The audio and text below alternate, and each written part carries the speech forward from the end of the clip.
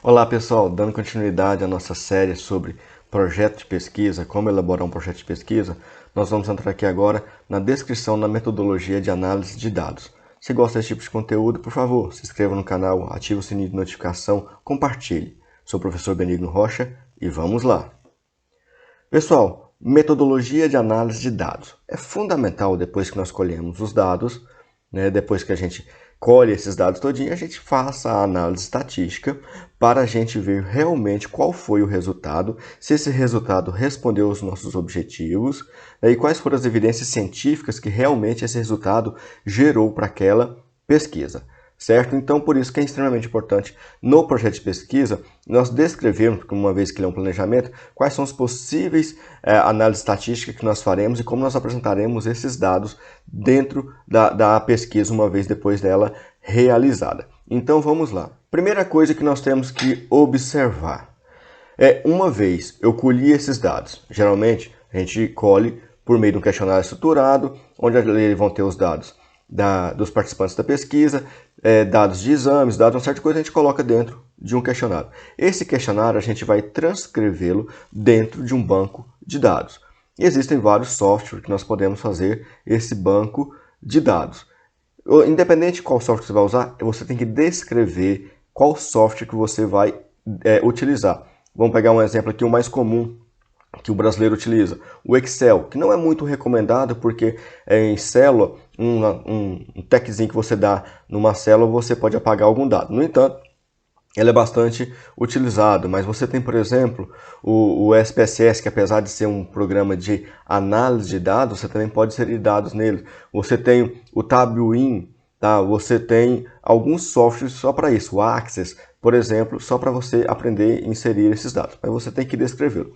Mas também você tem que determinar de que forma que esses dados serão inseridos ali naquele programa. Vai ser uma pessoa que vai inserir, serão duas pessoas que vão inserir os mesmos dados, ou seja, vai ter dupla entrada, depois vai ter um terceiro para analisar, confrontar para saber se essa entrada teve algum problema ou não, se vai ter revisão desses dados depois de inseridos, ou seja, quanto mais controle de qualidade eu colocar, melhor vai ser para o meu dado. Então, o ideal é eu ter dupla entrada. O que é uma dupla entrada?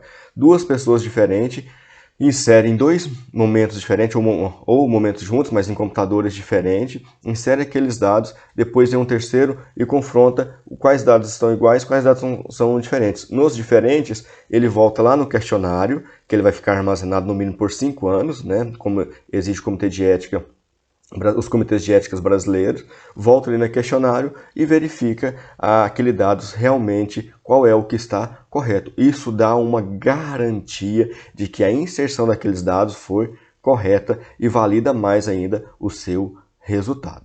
Uma vez você determinando quais tipos de programa e como foi inserido esse dado no seu banco de dados ali para você fazer essa análise estatística, é fundamental agora você determinar que tipo de análise estatística que você vai fazer para as variáveis quantitativas, as variáveis qualitativas, de que forma que você vai apresentar essas variáveis, se vai ser medidas de frequência, se você vai utilizar medida de tendência central, qual medida de tendência central que você vai utilizar, se você vai utilizar medidas de dispersão, quais medidas de dispersão você vai utilizar, se vai utilizar frequências, vai utilizar intervalo de confiança, por que vai utilizar? Se for estudos analíticos, qual é o indicador que você vai utilizar, ou seja, qual é a análise que você vai fazer para determinar se aquele risco está associado ou não ao desfecho, qual medida que você vai utilizar para determinar o seu desfecho, seja no estudo experimental ou não. Então é fundamental, lembrando o seguinte, quais análises você vai fazer para atender os objetivos primário, secundário e terciário. Esse você determinar para os tipos de variáveis, é fundamental você determinar qual é o tipo de análise que você vai fazer. E é lógico, aí você tem que ter o conhecimento básico de análise estatística, de bioestatística ou de estatística em geral, ou você vai ter que contratar um profissional para fazer essa análise para você. Mas você já tem que ter em mente, mais ou menos, ali no seu projeto, que, vamos pegar um exemplo, para as variáveis qualitativas, utilizaremos medidas de frequências, com um N10, N100, N1000, ou seja, por 100, por 10 ou por 1000, acompanhado de intervalo de confiança ou não. Faremos incidência ou prevalência, Para as variáveis quantitativas, utilizaremos medidas de tendência central, acompanhada com medidas de dispersão. E aí, medida de tendência central, qual que eu vou utilizar? Média ou mediana, né? E aí, para medida de dispersão, eu vou utilizar o que? Variância, desvio padrão, intervalo interquartil. Eu tenho que descrever esses métodos que eu vou utilizar. Considerando a possibilidade de ter variáveis de confundimento, o que é variável de confundimento? É aquela variável que está tanto ligada ao desfecho quanto à exposição. E quais são as análises estatísticas que farei para tirar esse confundimento?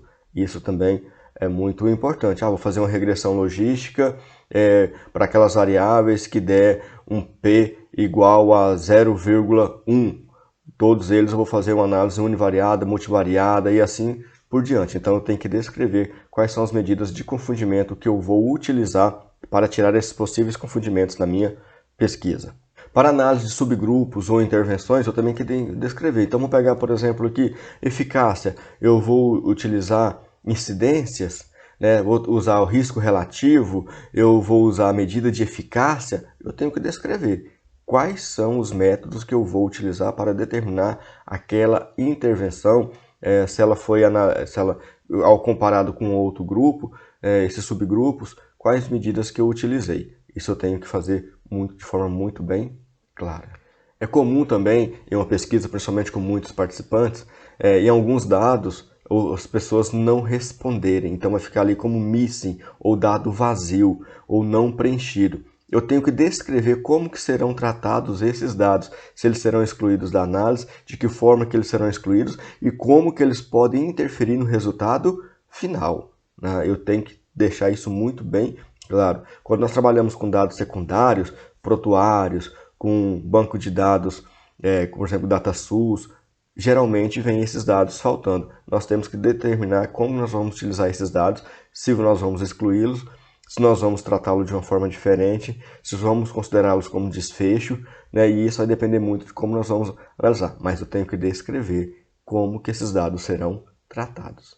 Outra coisa muito importante, eu tenho que determinar como que esses dados serão apresentados no meu trabalho. Como é que eu vou apresentar esses dados? Primeira coisa que é para garantir a ética é que esses dados serão tabulados de uma forma que a sua apresentação seja impossível identificar algum participante da pesquisa. Então você já tem que garantir isso. Está lá na confidencialidade, que também você pode colocar lá nas considerações éticas, que vai ser um outro objetivo, que será o objetivo de uma outra aula. Mas você tem que colocar claramente esses fatores. Os dados serão apresentados de forma bem, como é um projeto, você pode colocar que os dados serão apresentados descritos no texto, ou em forma de tabelas, ou em forma de figuras. Entre figuras nós temos gráficos e quadros, que são os mais comuns.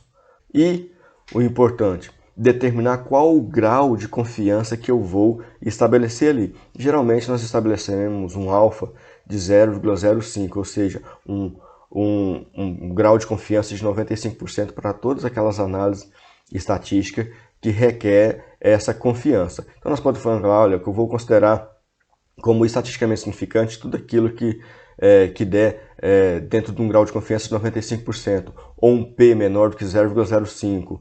Para as análises estatísticas será considerado um alfa de 0,05. Tudo isso está referente a 95%, mas você pode determinar qual o grau de confiança e você deve descrever. E por fim, se você for fazer análise estatística, ou delegar para alguém, se você fizer utilizar um programa, você tem que descrever quais todos os programas, o ano desse programa que você utilizou, tá? E a empresa desse programa. Então vamos pegar, eu utilizei o SPSS 2000, versão 17 de 2000 e tanto. Eu usei o Excel, eu usei o Tabuin, eu usei o R, eu usei o Stata. Eu tenho que colocar a versão que eu utilizei, tá? Se eu utilizei mais de um, eu tenho que colocar. Para tal situação, eu utilizei tal programa. Para outra situação, eu utilizei outro programa. É fundamental. Por quê? Porque nós temos que pensar que depois que esse trabalho é publicado, as pessoas que lerem esse trabalho eles têm que ter uma capacidade de aplicar esses mesmos métodos no nosso banco de dados e dar os mesmos resultados. É uma validação. Por isso que é importante nós conhecemos bastante estatística. Vou colocar aqui na descrição desse vídeo a playlist de vídeos de estatísticas básicas que eu criei aqui neste canal. Depois dessa descrição total que você fez dos seus métodos de análise de dados, automaticamente você depois vai aplicar. E é lógico que lá na aplicação, porque o projeto ele é um projeto, ele é um planejamento. Pode ser que lá no futuro surjam dados que você não tinha previsto no projeto. Mas na hora que você for descrever na sua pesquisa, na sua publicação, você tem que descrever tudo detalhado que foi utilizado. Certo, pessoal? Se gostar desse conteúdo, dê um like, compartilhe o vídeo, né? Vamos difundir essa informação sobre o método científico, principalmente o método de análise de dados. Muito obrigado a todos.